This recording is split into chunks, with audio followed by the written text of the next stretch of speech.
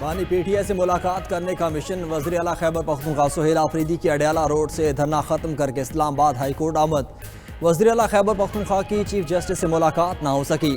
سہیل آفریدی، علیمہ خان اور وکلاء chief justice کے سیکرٹری کے آفس سے واپس روانہ۔ سہیل آفریدی نے کہا کہ ہماری سنوائی نہیں ہوئی، چیف جسٹس کی طرف سے پیغام ملا آپ سے نہیں مل سکتا، ہم قومی اسمبلی اور سینٹ کا اجلاس نہیں چلنے دیں گے۔ منگل کو ہائی کورٹ اور اڈیالہ جیل کے باہر اکٹھے ہوں گے، صوبے کی گورننس پر انتظامیہ سے رابطے میں ہوں۔ صدر آصف علی زرداری یا نواز شریف کی طرح پیراشوٹ سے نہیں آیا، نچلی سطح سے اوپر آیا ہوں۔ علیمہ خان نے کہا کہ عدالتوں کے دروازے عوام کے لیے بند ہیں، چیف جسٹس کے احکامات پر عمل درآمد نہیں ہو رہا۔ 15 منٹ کی عدالت لگی، اس کے بعد بھی چیف جسٹس نے ملاقات نہیں کی۔ اسلام آباد ہائی کورٹ میں بانی پی ٹی آئی سے ملاقات نہ کروانے پر توہین عدالت کی درخواست دائر۔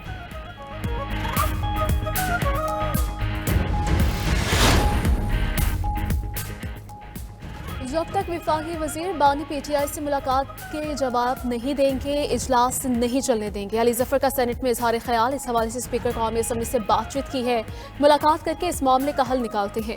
چیئرمین سینٹ کا جواب، سینیٹر راجہ ناصر عباس نے کہا پوری رات وزیر اعلیٰ کے بھی بیٹھے رہے، ملاقات نہیں ہونے دی گئی۔ سینیٹر ذیشان خانزادہ نے کہا کہ جب تک آپ بانی پی ٹی آئی سے ملاقات نہیں کرنے دیں گے، اجلاس نہیں چلنے دیں گے۔ چیئرمین سینٹ نے کہا کہ آپ اس طرح تھریٹ نہیں کر سکتے۔ طارق فضل چودھری نے کہا کہ بانی پی ٹی آئی کی صحت سے متعلق سوشل میڈیا پر جھوٹی خبریں چلائی گئیں۔ اپوزیشن کا واک آؤٹ، سینیٹری اجلاس 1 دسمبر تک ملتوی۔ قومی اسمبلی کا اجلاس بھی کورم پورا نہ ہونے پر ملتوی کر دیا گیا۔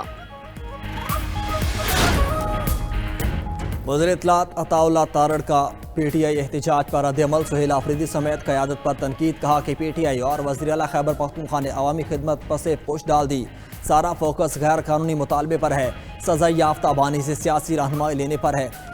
ترقی اور عوامی ریلیف پر توجہ دینے کی بجائے جماعتی قیادت دن رات اسلام آباد میں سیاست کر رہی ہے۔ تحریک انصاف کی خاتون سیاستدان نے منفی حکمت عملی سے پاکستان دشمن مہم چلائی، تحریک انصاف ریاست اور عوام کے مفاد کو مقدم رکھے۔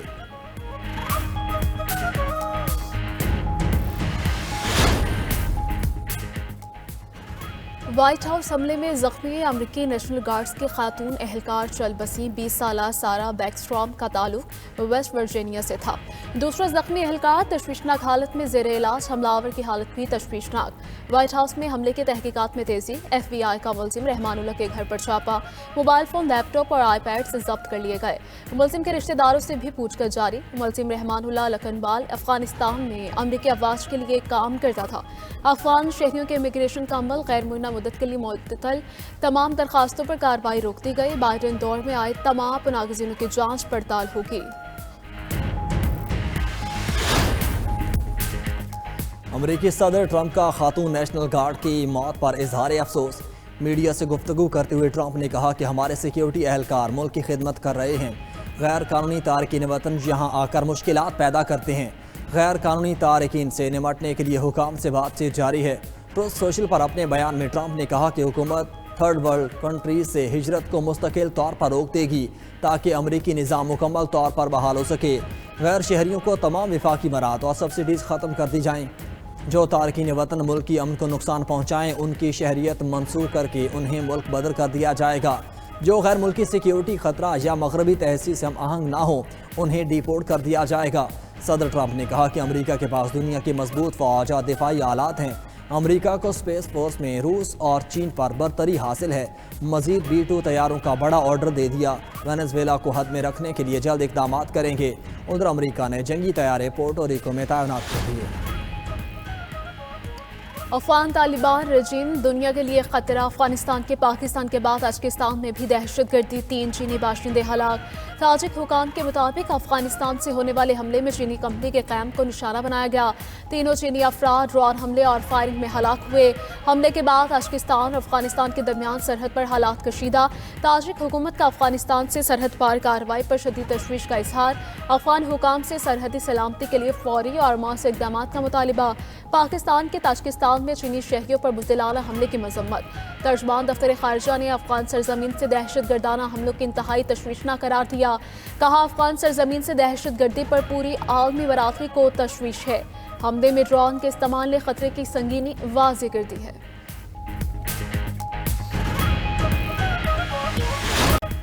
مریم نواز کی ٹریفک نظام میں بہتری کے لیے 30 دن کی ڈیڈ لائن۔ پنجاب میں کسی بھی گاڑی کا بار بار چالان ہوگا تو گاڑی نیلام ہوگی۔ قوانین کی خلاف ورزی پر سرکاری گاڑیوں کو بھی بھاری جرمانہ ہوگا۔ حادثات میں جام حق افراد کے اہل خانہ کو دیت فوری طور پر فراہم کرنے پر اتفاق۔ پنجاب بھر میں بس کی چھت پر سواریاں ختم، کریک ڈاؤن کا حکم۔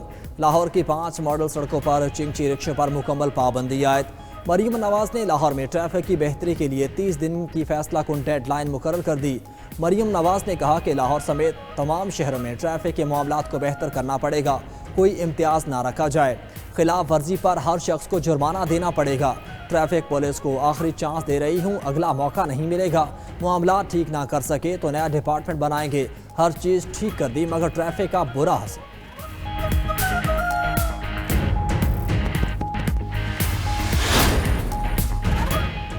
پنجاب میں امن و امان کی صورتحال بہتر ہے۔ ستھرا پنجاب اپنی نوعیت کا بڑا پروگرام ہے۔ مریم نواز نے گورننس کے نظام اصلاحات کی۔ پنجاب حکومت موسمیاتی تبدیلی کے لیے اہم اقدامات کر رہی ہے۔ جنہوں نے جرم کیا انہیں سزا ملنی چاہیے۔ مالک احمد خان۔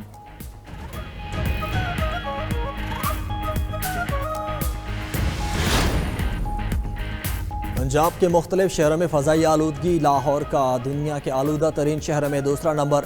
شہر کا مجموعی ایئر کوالٹی انڈیکس 469 ریکارڈ کیا گیا۔ قصور، ناروال، شیخوپورہ اور دیگر شہروں کی فضا بھی آلودہ۔ سینئر صوبائی وزیر مریم اورنگزیب نے کہا، نومبر میں پہلی بار نیلا آسمان نمایاں طور پر دکھائی دیتا ہے۔ یہ سب عوامی تعاون اور حکومتی اقدامات کا نتیجہ ہے۔ اسموک پلان کے باعث فضائی معیار بہتر ہوا۔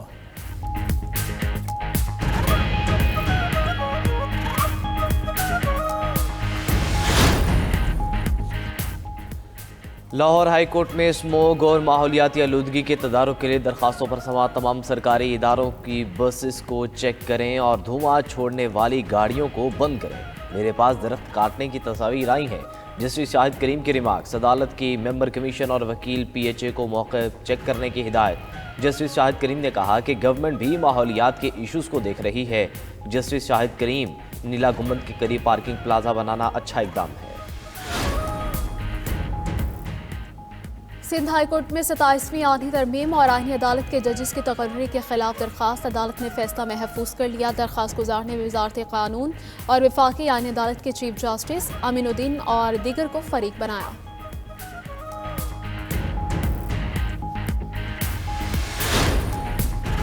وزیر داخلہ محسن نقوی اور آسٹریلیا کے وزیر داخلہ ٹونی برک کے درمیان ویڈیو لنک رابطہ۔ باہمی دلچسپی کے امور اور سیکیورٹی کے حوالے سے تعاون پر بات چیت۔ پاکستان اور آسٹریلیا کا غیر قانونی امیگریشن کی روک تھام کے لیے اشتراکی کار بڑھانے پر اتفاق۔ پولیس اور پیراملٹری فورسز کے افسران کے لیے ٹریننگ پروگرامز کے آغاز کے حوالے سے بھی بات چیت۔ آسٹریلیا کی کرکٹ ٹیم کے دورہ پاکستان کے حوالے سے بھی تبادلہ خیال۔